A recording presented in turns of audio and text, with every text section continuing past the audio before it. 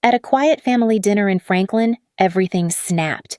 One moment, I was passing the mashed potatoes. The next, my parents looked straight at me and said, "Nobody needs your money or you." The room didn't breathe. My sister nodded, almost relieved to finally say it out loud. I felt the air collapse around me like the whole table had already rehearsed this moment without me. I didn't argue.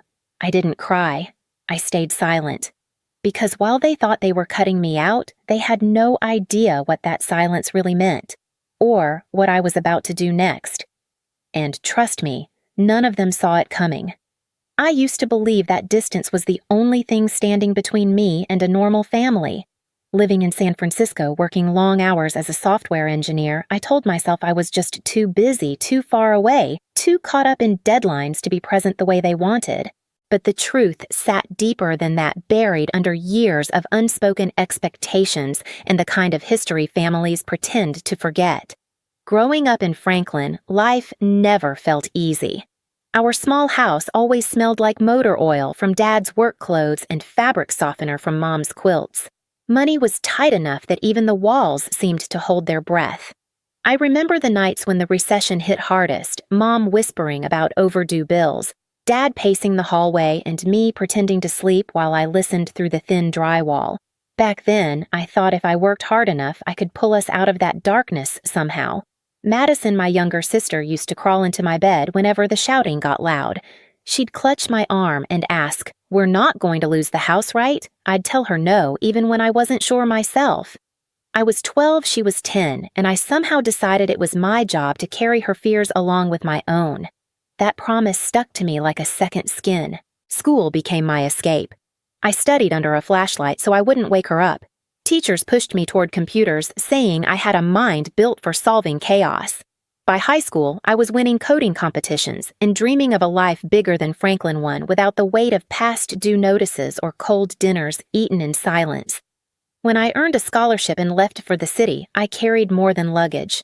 I carried guilt and a sense that I was leaving Madison behind in the very storm I'd promised to shield her from, but I didn't disappear.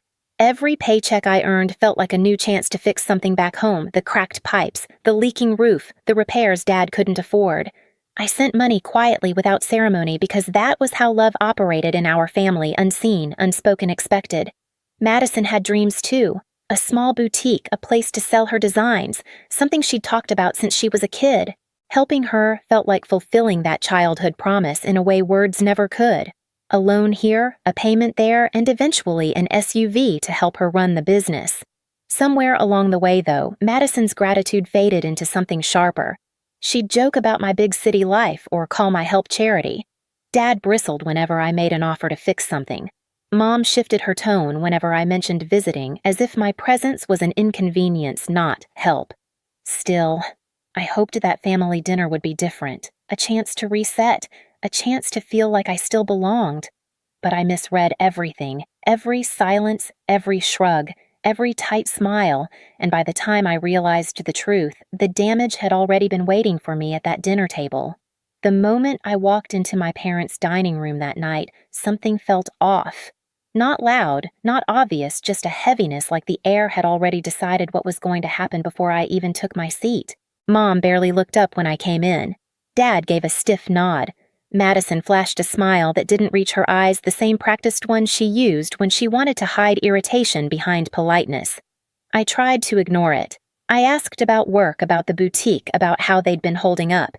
Each answer was short-clipped like they were checking off boxes in a script they didn't want to perform.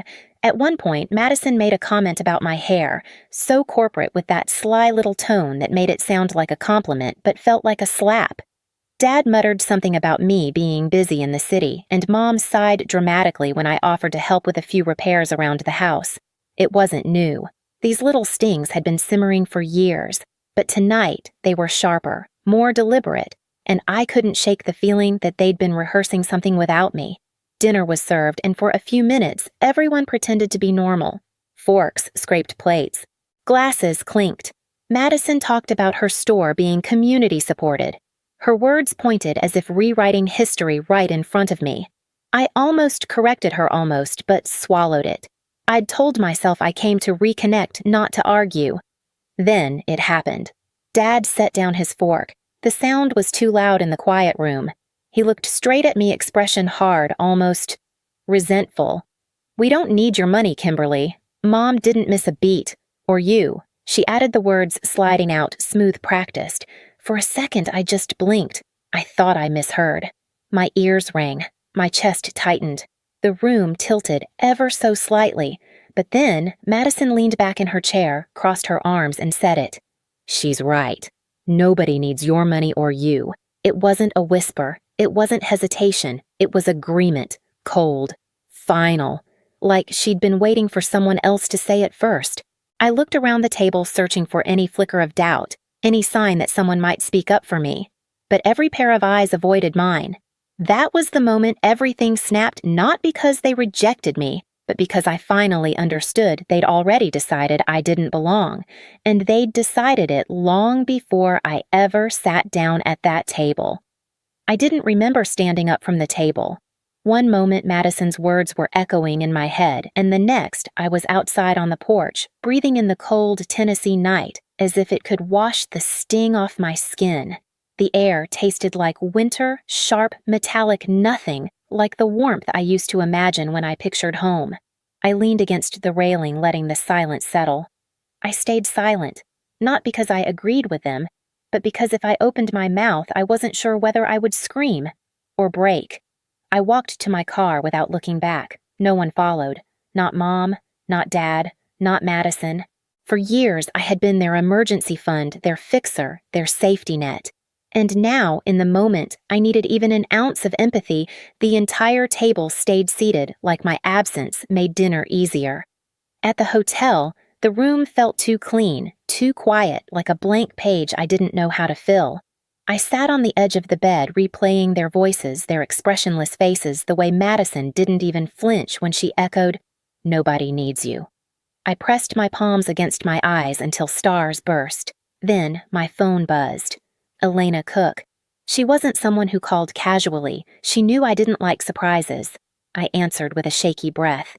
"Kim, did something happen tonight?" Her voice was cautious, almost bracing. I swallowed. "Why you need to check Madison's Instagram. Right now." My stomach tightened. I opened the app, searched my sister's page, and felt the last bit of hope drain out of me. There she was standing inside her boutique, smiling like her life was a fairy tale captioned, "Built this empire from nothing." Self-made and proud. Post after post said the same thing. No mention of the payments I'd sent home. No mention of the inventory loan. No mention of the SUV she drove that was still under my name. Just Madison the town's self-made star basking in praise that wasn't hers alone. "That's not even the worst part," Elena said. Her friend Erica commented that she never took a handout. People in Franklin believe every word. Something in me shifted. The anger I felt at dinner sharpened, crystallized into clarity. I wasn't just rejected. I was erased. I opened my laptop. My fingers hovered above the keyboard, trembling, but not from hurt anymore. From certainty. If they didn't need my money, if they didn't need me, then I didn't need to keep holding everything together. I searched for the SUV's title first, then the loan papers for Madison's store. Payments, bills, transfers, years of quiet support staring back at me in cold, undeniable lines. And for the first time that night, I didn't cry. I didn't fall apart. I just sat there breathing steady, realizing something they never expected. Silence wasn't surrender. It was the beginning of my pushback. I barely slept that night, not because I was crying, those tears had dried hours ago, but because my mind had shifted into a place I hadn't visited in years. A place of precision strategy clarity. The same part of me that once solved coding puzzles at midnight now examined every thread of my family's narrative and realized exactly where to pull. By sunrise, the sky outside my hotel window was washed in pale orange. Franklin was waking up coffee-brewing trucks, starting people strolling into diners, but I felt strangely detached, as if I were observing someone else's town, someone else's life. I didn't bother going to my parents' house. I opened my laptop instead. Step 1. The SUV. The black SUV Madison loved flaunting posing next to it for her girl boss posts was still legally under my name. I had bought it outright, thinking it would help her deliver inventory, attend vendor markets, and build her boutique. I remember the look on her face when I handed her the keys. Gratitude, awe, the kind you can't fake. Funny how quickly that kind of gratitude erodes when pride takes over. I searched for the dealership's number and pressed call. "Hi, I need to initiate a repossession," I said steadily. "Yes, I'm the titled owner." The manager asked for paperwork. I emailed it within minutes. He hesitated. "Do you want to give notice?" "No," I replied. "Just retrieve it. Today." A strange calm washed over me. Not victory, not spite. Just release. While waiting for confirmation, I opened another tab. Step 2. The boutique loan. Thread and willow. Madison's self-made empire only existed because years ago she'd called me sobbing terrified she'd never achieve her dream without help. And I, in all my guilt-bound devotion, had co-signed a loan big enough to break her if anything ever went wrong. It was time to let it go wrong. I drafted an email to the bank. I will no longer be making payments on the shared loan. Please redirect all notices to the primary borrower. I hovered over send for less than a second. Click. Consequences weren't cruelty. They were clarity. Not even 30 minutes later, the dealership called back. "We've picked up the vehicle." Just like that. One piece of Madison's facade removed. I didn't smile. Not yet. I closed the laptop and breathed in the stillness of the hotel room. There was a lightness in my chest, unfamiliar, but welcome, like something heavy had finally cracked loose. A knock startled me. It was Elena. She stepped inside and locked the door behind her. "Kim, people are talking," she said quietly. "The SUV got taken from Madison's driveway, and the bank called her about missed payments." I raised an eyebrow. Already she's freaking out, posting cryptic stories, deleting comments. "Let her," I said. Elena sat beside me, studying my face. "Are you okay?" Truly, I thought about it. Really thought about it. "I'm done being her safety net," I said. "If that breaks her facade, she built it too thin." Elena let out a breath that sounded like relief. Good, but the day wasn't done. By late afternoon, chaos bloomed across Franklin like wildfire. A friend texted Elena screenshots from the town's community page. Did Madison lose her SUV? Thought she bought that herself. Heard her boutique might not make rent. Self-made, guess not. People who praised her yesterday were now dissecting her story, comparing timelines, realizing pieces didn't add up. The praise became suspicion. The suspicion became gossip. And gossip in a small town becomes reality. Then another text came, this time from Daniel, my cousin. "You might want to know. Madison's at the boutique crying. Scott's yelling. People are watching." I didn't rush over. I didn't crave the spectacle. But I needed closure. So I went. Thread and willow looked smaller than I remembered, like the paint had dulled overnight. I stepped inside without making a sound. Madison and Scott were mid-argument, voices low but heated. "You told everyone you built this alone," Scott snapped. "Why didn't you tell me about the loan? About the SUV? About any of it?" Madison's mascara streaked her cheeks. I didn't think she'd actually take them back." Scott shook his head, disgust thick in his voice. "You lied. To everyone." Then he noticed me. His face fell. Madison turned. Her expression collapsed from rage into panic. "You did this," she hissed, pointing at me like a child caught stealing. "You ruined my life." I didn't raise my voice. I didn't step back. I just met her eyes, steady and unflinching. I didn't ruin anything I said. I just stopped holding everything together. She blinked rapidly, tears spilling. "You're jealous," she spat weakly. "You always hated that people loved my boutique." I almost laughed, not because it was funny, but because the lie was so small compared to the truth. "Madison," I said softly, "I loved you enough to give you everything you asked for. You loved me enough to erase every trace of it." Silence. Heavy, thick silence. Scott looked between us, realization dawning. "You used her," he whispered to Madison. "All these years?" Madison broke. She slid to the floor, crying into her palms. "Why couldn't you just keep helping? Why did you take everything away?" I kneeled, not to comfort her, but to speak where she couldn't pretend not to hear. "Because you told me. Nobody needed me." I held her gaze. "And I finally believed you." Scott stepped aside. He didn't defend her. He didn't blame me. He just watched as I stood up, brushed off my coat, and headed for the door. Before leaving, I said the only truth Madison had earned. Actions have consequences, even the silent ones. Outside, the cold air hit my face. This time, it didn't sting. It freed me. I walked back to my car, each step lighter, each breath deeper. The sun was setting over Franklin warm gold, sliding across rooftops beauty the town didn't deserve, but I finally did. Behind me, Thread and Willow's lights flickered. Ahead of me, the road stretched wide and open, and for the first time in years, I wasn't carrying anyone but myself. Leaving the boutique that day felt like stepping out of someone else's storm. For years, I had carried the weight of their expectations, their silence, their entitlement, believing that if I just worked harder, paid more bills, sent more support, somehow the love would balance out. But as I drove back to my hotel, something inside me settled in a way I hadn't felt since childhood. A quiet truth: I didn't owe anyone the pieces of myself they kept taking. Franklin reacted exactly the way small towns always do.